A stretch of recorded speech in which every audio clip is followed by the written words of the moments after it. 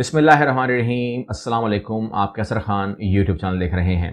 International news سے بات کریں گے، اسٹیپ بائی اسٹیپ میں آپ کو تمام بریکنگ نیوز دے رہا ہوں۔ انٹرنیشنل کی ایک بھی خبر کو مس مت کیجیے گا، تمام خبریں آپ لوگوں کے لیے انتہائی ضروری ہیں اور سلیکٹڈ خبریں ہیں۔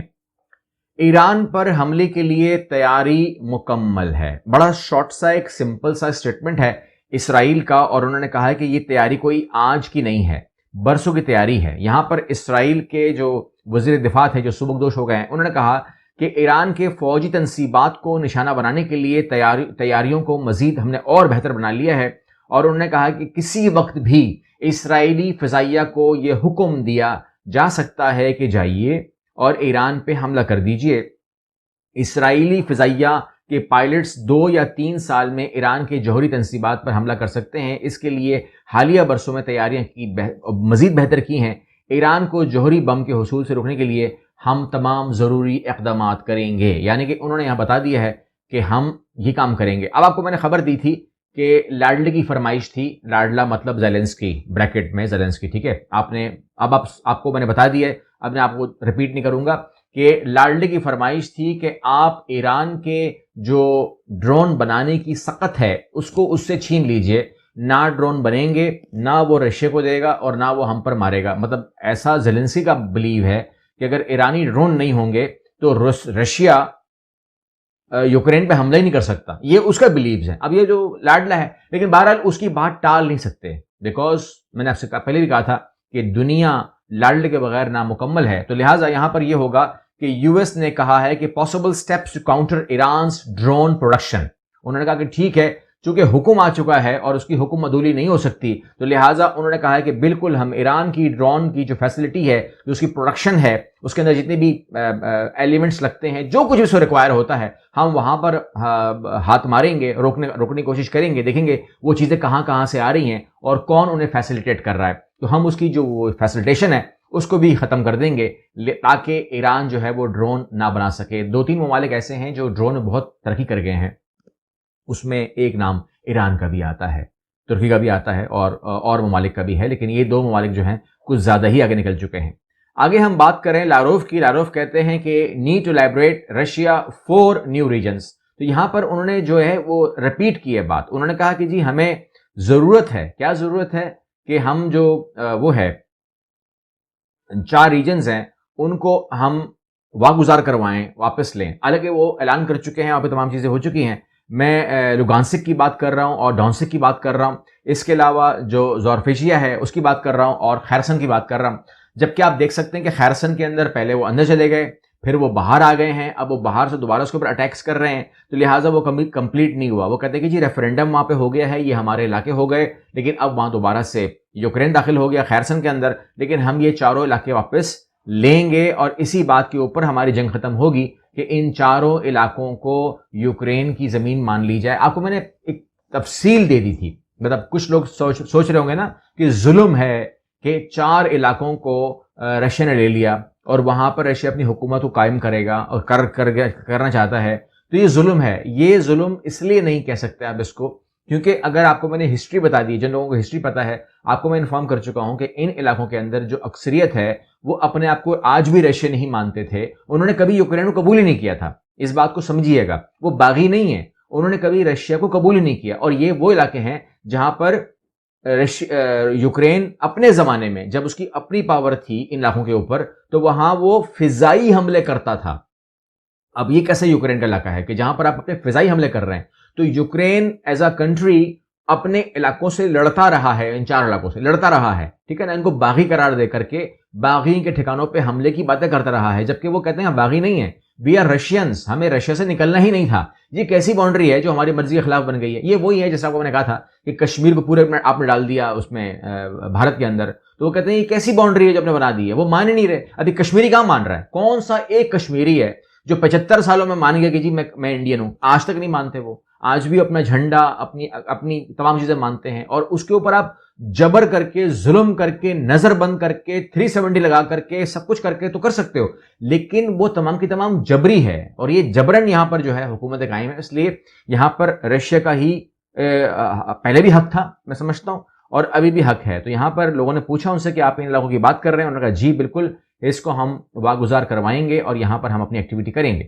یہاں پر آپ کو میں اگلی اپڈیٹ دے دوں, چھوٹی سی اپڈیٹ ہے کیونکہ وہ ہماری خبروں میں چلتی رہے گی, اور وہ یہ ہے کہ سربین پریزیڈنٹ جو ہیں انہوں نے ریموول کیا ہے, یعنی کہ وہ جو بیریکیڈز تھے ان کو ہٹایا ہے کوسوو سے, اور یہ کر دیا ہے انہوں نے یو ایس کی اور ای یو کی, یورپین یونین کی گارنٹی کے بعد انہوں نے اس کو ہٹا دیا ہے.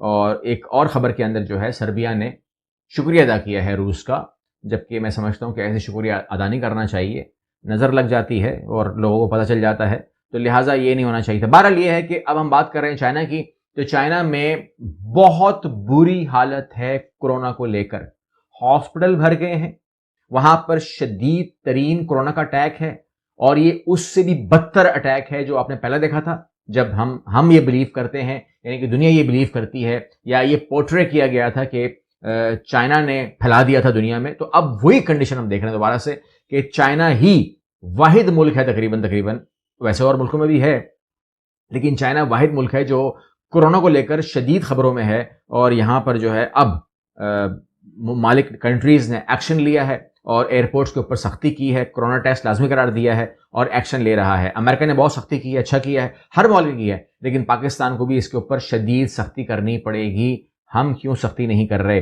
رشیا کے حوالے سے دوبارہ اگر بات کروں تو یہاں پر ایک واقعہ ہوا ہے, اور واقعہ یہ ہوا ہے کہ جو صدر پیوٹن ہیں انہوں نے 9 انگوٹھیاں بنائیں, اور 9 انگوٹھیاں جو ہیں وہ اپنے جو ان کے یو ایس ایس آر دور کے جو 8 ابھی انچارج ہیں یا پریزیڈنٹ ہیں یا پرائم منسٹرز ہیں, جو بھی کنٹری کے لیڈرز ہیں, ان کو وہ دی ہیں, انہوں نے پہنی بھی ہیں, کیونکہ ہم نے الیگزینڈر کے ہاتھ میں دیکھی, اور اس کے علاوہ یوکرین جو یہ ہے پیوٹن ان کے ہاتھ میں دیکھی.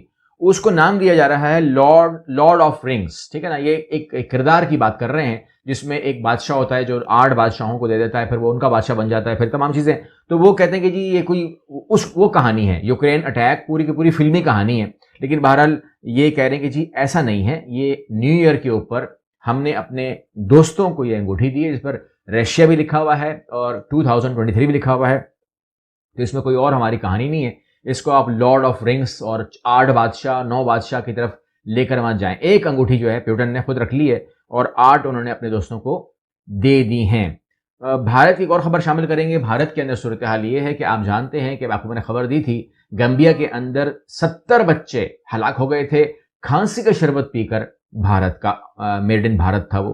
یہاں پر اب دوسری خبر یہ آ رہی ہے کہ انڈیا کا تیار کردہ کھانسی کا شربت نے ایک اور ملک کو بھی اٹیک کر دیا ہے, اور یہاں پر اس نے 18 بچوں کو ہلاک کر دیا ہے. کچھ کی حالت نازک ہے, اور جو بچے بچ جائیں گے ان کے بارے میں کہا جا رہا ہے کہ ان کی کڈنیز فیل ہونے کا خطرہ بھی ہے. یعنی کہ انتہائی خطرناک اور بھیانک دوائی بنائی ہے.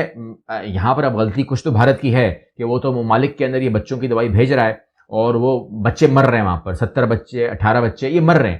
لیکن یہ بات سننے کے بعد جو WHO ہے اس نے انڈیا کو یہ دوائی دے کیوں رہا ہے, نمبر 1 اس پر بین کیوں نہیں لگا, نمبر 2 اور ازبکستان کو کیا نہیں پتا کہ بھارت سے دوائی نہیں منگوانی, بچے مر جاتے ہیں, پھر وہی کام کر رہا ہے. تو لہٰذا تھوڑی سی جو وہ ہے گورنمنٹ کو بھی خیال کرنا چاہیے کہ اب بھارت سے دوائی مت لیں, یہ بھی ہونا چاہیے آپ کو. اور اگر پیرنٹس بھی دیکھ رہے ہیں اور ممالک کے تو وہ بھی دیکھیں, اگر میڈ ان انڈیا ہے تو اس کو مت یوز کریں.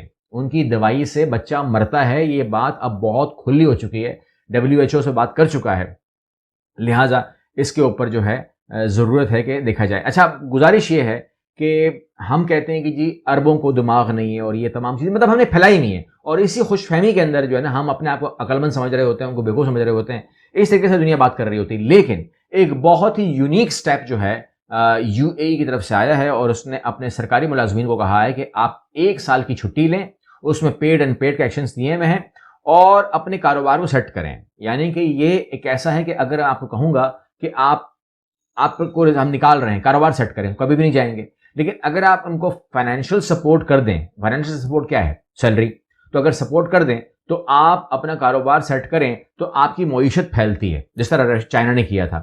لیکن یہ آئیڈیا اس نے بھی نہیں لگایا, وہ تو اس نے تو اپنے تئیں کاروبار پھیلائے. یہاں پر انہوں نے کہا ہے کہ فورسفلی جو UAE کے لوکلز ہیں ان کو یہ وہ دی جا رہی ہے, آئیڈیا دیا جا رہا ہے کہ بھائی صاحب آپ کی نوکری کہیں نہیں جا رہی, آپ کی سیلری کہیں نہیں جا رہی, but don't depend on us.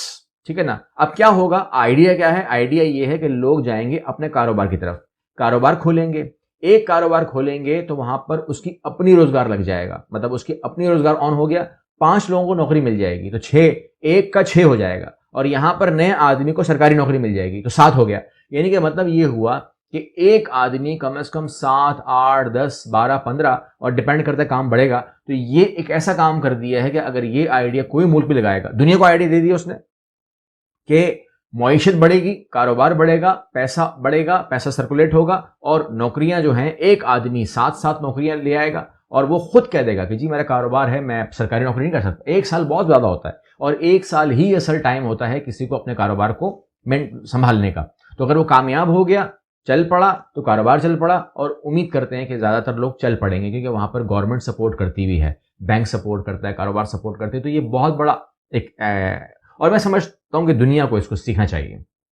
You اے ای کے اقدامات کو یو اے ای اسٹڈی کرے, اور اس بات کو کم از کم اس بات کو جو ہے دنیا سیکھے. یہ سب سے گولڈن کام ہے جو کوئی ملک بھی کرے گا, ترقی مسٹ ہے. اگلی ویڈیو ملتے ہیں انشاءاللہ. اللہ حافظ.